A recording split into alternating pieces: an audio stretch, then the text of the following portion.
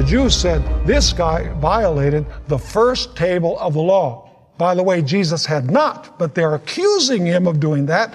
And they want to use the civil power of Rome to destroy Jesus because of the convictions of his conscience because of his religious views.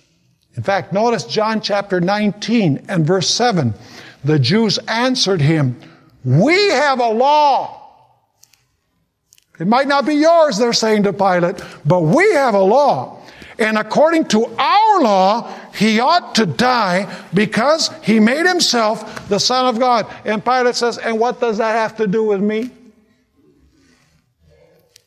Making himself like God, that's the first table of the law. Of course, he doesn't say this, but he says that has to do with you, with the spiritual kingdom, not with me.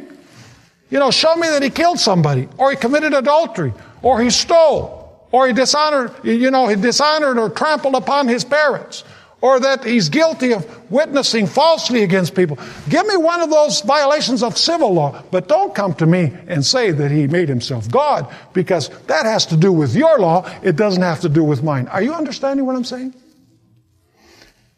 Now notice John 19 verse 11. Did Pilate and Jesus both recognize that there are two kingdoms? Absolutely. Notice John 19:11. Because Pilate says, don't you know that I could release you if I wanted to? Notice, Jesus answered, you could have no power at all against me unless it had been given you from above. Why was Pilate ruling in Rome?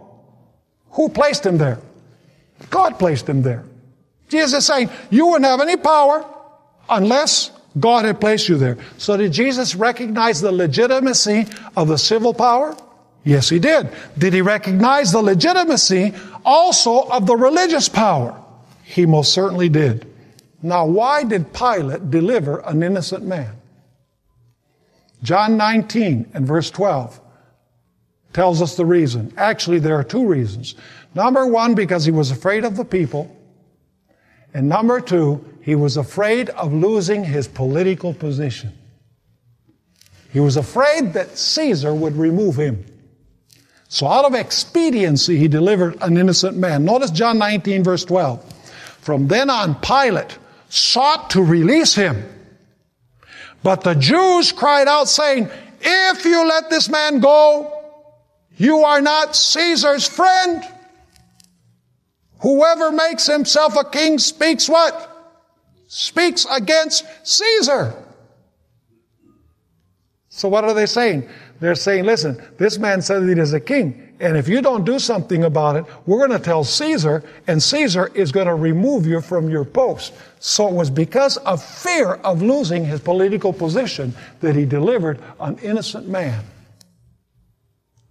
But it was also because the religious leaders pressured the people to ask for the blood of Jesus, and he was afraid of an insurrection and a tumult among the people.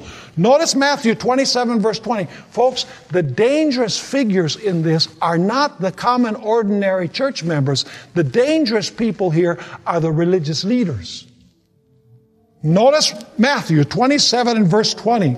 But the chief priests and elders